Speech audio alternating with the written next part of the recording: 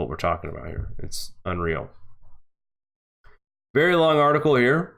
More fake 5-alarm crisis from the IPCC.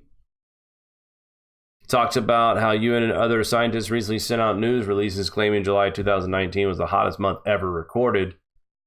That era coincided with the world's emergence from the 500-year little ice age, and ever recorded simply means measured. It does not include multiple earlier eras when Earth was much warmer than now. Indeed, it is simply baseless to suppose that another few tenths of a degree to 1.5 Celsius above post-little ice age levels would somehow bring catastrophe to people, wildlife, agriculture, and the planet. It is equally ridiculous to assume that all warming has been human-caused, with none of it natural or cyclical. He talks about Roy Spencer, also agreeing that July was not the warmest, that his notes based on a limited and error-prone array of thermometers which were never intended to measure global temperature trends.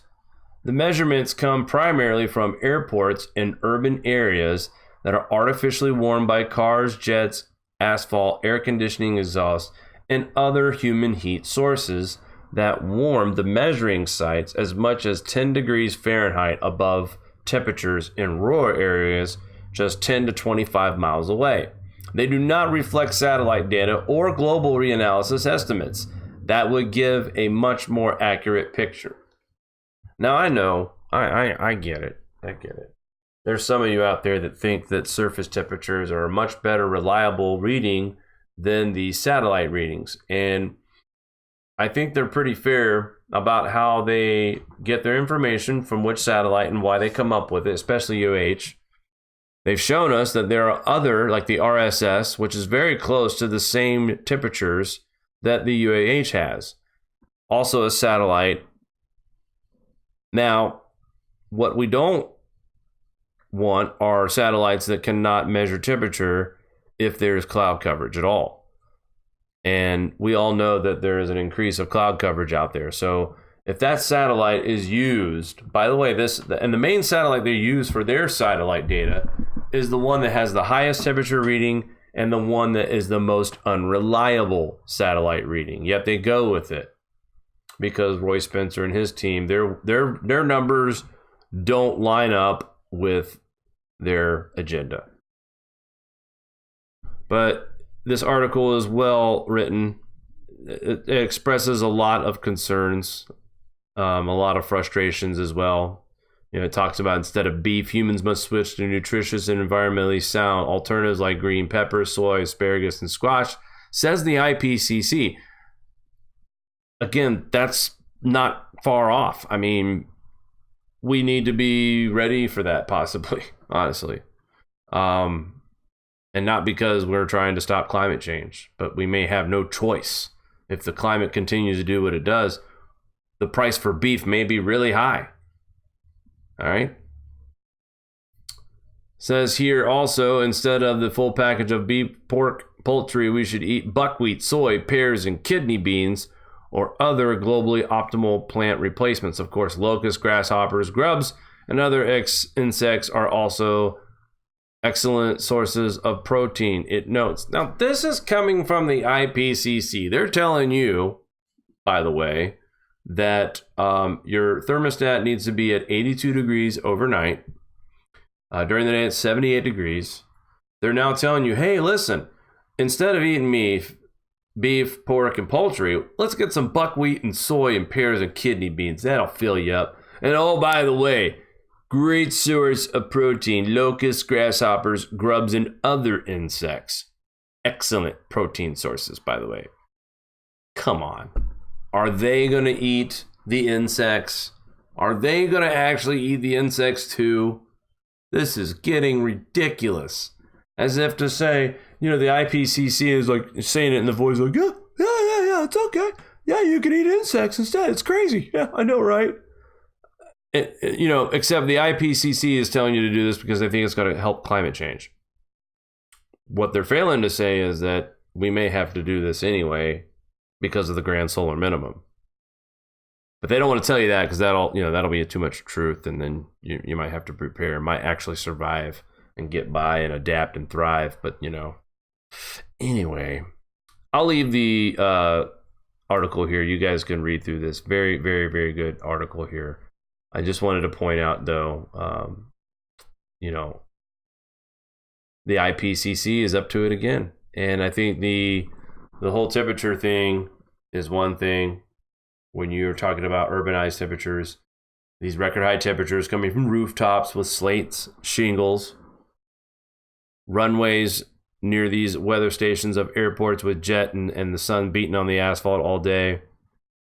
You know, we've talked about this over and over and over again. They get their warmest temperature ever readings from these spots. But yet 10, 25 miles away, it's 10 degrees cooler in the country. There's a reason for that. And I think those are the temperatures that we need to stick with. That's the natural temperature. That's not being affected by urbanized areas. Look, heat gets trapped in smaller areas and sticks around better. We know that. You go into an area where there's less concrete, less buildings to trap heat to the surface. I mean, it's all natural. It dissipates. That's the reason why it's 10 degrees cooler 10 to 25 miles away from urbanized areas. Not all that hot pavement, that heat that comes from the sun baking the pavement all day. Those aren't that's not natural. But that's where they want to pull these record-breaking temperatures from anyway. So, anyway. What else I got? Oh yeah. So I got actually, let's do this first before I go into that. Let's do the rainforest here. Quickly, because I don't want to get too controversial on this. We've already pissed some people off about the volcano tonight. Now we're going to piss some forest fire people off.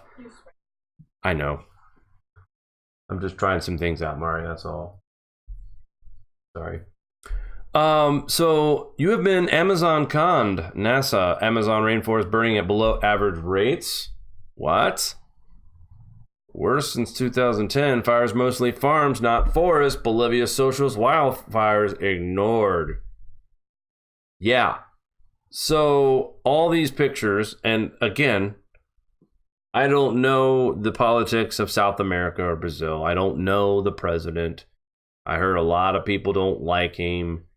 And again, this could be the media's way of trying to blame him for the fires down there. And like I told Mari the other night when we did the show, I think it was Friday, and we couldn't find any burning acreage. We just saw the amount of fires and how many we've seen, but it didn't want to offer any, acreage or anything like that. And I'm like, something isn't right about this Amazon fire story, because the pictures I've seen, it makes it look like it is in the dead set of 9 just after sunset, in my opinion. It's very dark. And you got to think, oh my God, the Amazon forest is, it's super on fire. And you see all these mainstream media reports and you're like, oh, I can't believe this. And then you got Mark Morano, which, he's I don't give a crap pills today, or strong today for him, as he posts this. And this is brave. This is bold, but he actually dug and found the truth. And we're talking about farms. False alarm. Amazon burning is mostly farms, not forest. Several links here. So why are there so many fires? Natural fires in Amazon are rare. The majority of these fires were set by farmers preparing Amazon-adjacent farmland for next year's crops and pasture. Soberly explains the New York Times. Much of the land is burning, not old-growth rainforests, but land that had already been cleared of trees and set for agricultural use. It is routine our farmers and ranchers in tropical areas burn their fields to control pests and weeds, and so encourage new growth in pastures. What about deforestation trends? Since the right-wing nationalist Jair Bolsonaro became president, rainforest deforestation rates have increased a bit, but they are still way below their earlier highs. Wow, I guess so. So there's the graph right there. We've seen way more deforestation. Someone pointed out to me, well, that just means that they've developed all they can develop, and that's why it's so low. Well, okay, that's fine. But again, here's the truth. And what you see in the media is everybody is now taking the stance of, we got to do something about this rainforest fire. I'm going to share a brief little story here. My son is in the entertainment business. I'm not going to reveal what. But the person that is in charge of his entertainment purposes, I guess I should say, wants to get political about the rainforest fires. And 3 days ago, I told him, I said, you might want to tell your partner to just stick with your guys' field and topic, because you don't want to mix politics in with that. Just stick with what you're doing already. And then 3 days later, today, I see this story. And I shared it with him. And I think it made a little bit of an impact about how quick mainstream media is to exaggerate the truth. And not just mainstream media. I mean, we witnessed it today and yesterday. So, again, folks, this all comes back down to just taking your time, slow it down a little bit, vet it, read up on it, do some research on it. Don't fall for this headline crap where, I almost fell for it. I remember telling Mari about it last week when this all came out. I told Mari, I said, "Oh, I can't believe, did you see how the rainforest is on fire and it looks like it's dark outside, and it's unreal, and I fell for it." Matthew, again, shout out to you, sir. Super chat. Thank you very much. I just saw that as I was looking at my chat. But I fell for it. I fell for it too. I was angry. I thought, well, that president down there, he's a bad guy. I've heard about him and his deforestation. And then now I feel silly because I was talking about things that I didn't know anything about, apparently. As you can see right here, we are not looking at any increase, slight increase a bit, yes, but not anywhere near the numbers we saw back in the 2000s and even in the mid-90s. So we got to do a better job, guys. It's important to hold the integrity of this topic because we don't want to scare anybody. This topic is scary enough on what could happen and can happen. Like we talked to you about the temperature and the climate on the planet, about grand solar minimums. And then we got to worry about earthquakes and volcanoes. And then we got to worry about other disasters possibly caused by solar flares or CMEs. I mean, there's just so many things that have to go around with this topic. The last thing we need to do is add any sensationalists to these headlines.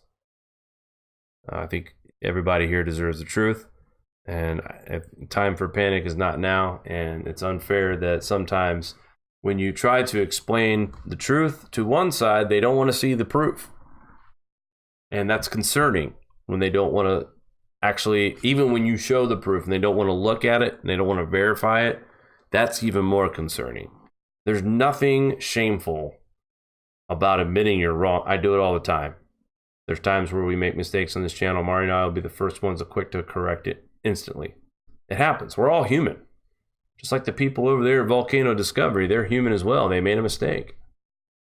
All right, so let's take a look at our, you know what?